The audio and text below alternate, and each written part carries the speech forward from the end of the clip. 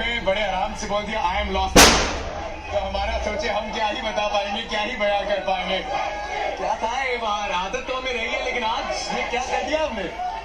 मुझे एक्चुअली समझ नहीं आ रहा है कि मैं इसको एक्सप्लेन कैसे करूं। और थोड़ा प्रैक्टिकल चीजों के बारे में अगर बात कर लूं तो ऑनेस्टली सिचुएशन बहुत ही ज्यादा जब हार्दिक केम टू बैट, तो I was just going through the innings. I was like ठीक है यार, स्ट्राइक रोटेट करेंगे, hit a odd boundary here and there.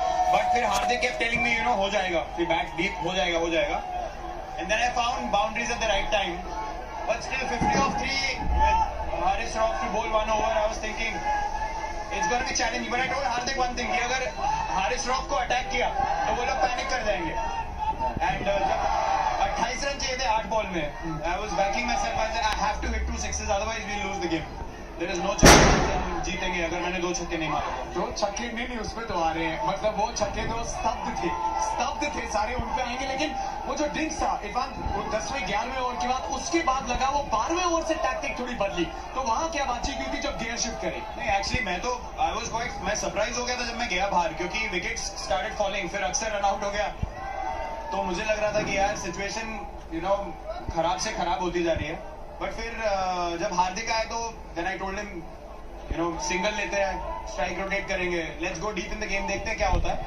कभी ना कभी प्रेशर डालने का मौका तो आएगा। और जब वो मौका आया तो फिर शाहीन, मुझे ऐसा लग रहा था कि 100% शायद नहीं थे, तो मुझे लग रहा था कि उनके मेन बॉलरों में से वो भी हैं। अगर उनको अटैक करेंगे तो हार्दिक का फोकस तो नवाज की बॉलिंग पे था कि मैं उसको छक्के मार सकता हूँ।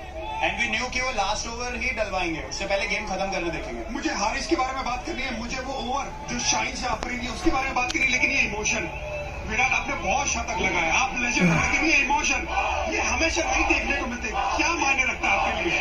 मतलब मैं ये बोल रहा हूँ कि ये सब जो हुआ मुझे समझ ही नहीं आया कि हुआ क्या है। मतलब ये मुझे बार बार देखना पड़ेगा बाद में।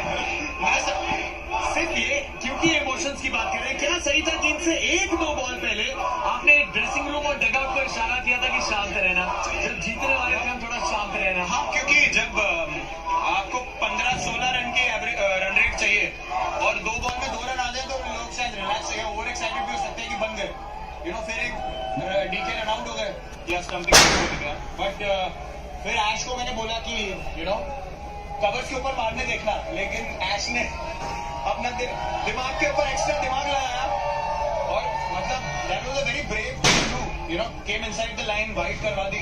उसके बाद तो सिचुएशन ये रहेगी कि गैप में गई तो हम जीत जाएंगे।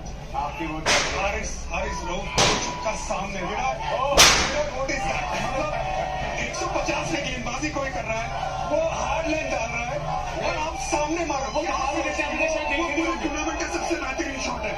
क्या सोचिए, प्लीज एक्सप्लेन करिए प्लीज। और मुझे समझ ही नहीं आ रहा कि मतलब मैं उसको एक्सप्लेन कैसे करूं।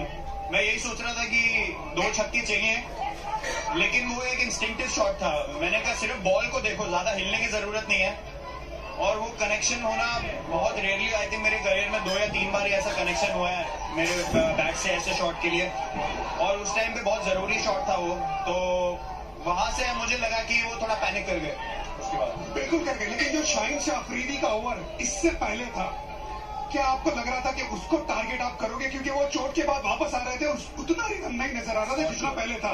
वो पहला जो उन्होंने स्लोअर बाउंसर मारा, जब वो ऑलमोस्ट छक्का हो गया तो मुझे लगा कि अब वो प्रेशर में है, क्योंकि यहाँ पे स्लोअर बाउंड्रीज बने हैं। बैक ऑफ लेंथ बॉलिंग में बॉलर ऊपर होता है, तो अगर वो बीट हो जाओ आप तो गेम अलग है। अगर उसमें चौका लग जाए और वो कंधे के ऊपर भी हो गई बॉल, तब तो मुझे पता था कि अब उसके पास ऑप्शन नहीं बचे, या तो मेरे को यॉर्कर मारेगा या फिर स्लोअर बॉल डालने देखेगा।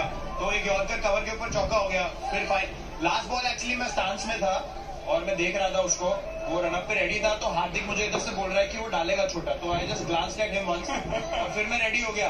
मतलब ऑब्वियसली होने दिया हमने, उसने भी थोड़ा मेरे को इशारा किया कि शायद पीछे डालेगा, तो मैं रेडी था फाइन लेग के ऊपर मारने के लिए। क्या ये विराट कोहली की सबसे बेहतरीन इनिंग? क्या ये विराट कोहली की सबसे बेहतरीन इनिंग है या नहीं? विराट बताइए। आप कह सकते हैं कि है, और इससे बेटर चैलेंज क्या हो सकता है? थोड़े टाइम के बाद आप चैलेंजेस ढूंढते हैं, फिर वो जो थोड़े से इररिलेवेंट मैचेस होते हैं वहां पे इतनी इंटेंसिटी नहीं आती। बट ये ऐसे मैचेस के लिए आप खेलते हो और ये सब ऊपर वाले का ही किया करा है, वही सबको ब्लेसिंग दे रहा है, तो मैं बहुत ग्रेटफुल फील कर रहा हूँ। विराट कोहली के सामने जितने भी चैलेंजेस आएंगे उसको वो हमेशा इसी तरह पार करते जाएंगे जो पार करते रहे हैं। लेकिन आपने दिवाली एक दिन पहले 2 दिन पहले ही वो मना ली है। बहुत अच्छी टाइमिंग हो गई। आई थिंक अब लोग खुशी से दिवाली मनाएंगे। सबको बहुत हैप्पी दिवाली। आई होप कि ये जो आज इमोशन फील कर रहे हैं वो कल में भी कैरी हो और आपकी दिवाली और भी शुभ हो और भी खुश हो। और हम सबकी तरफ से, मेरी तरफ से, इंडियन टीम की तरफ से सबको बहुत शुभ दिवाली।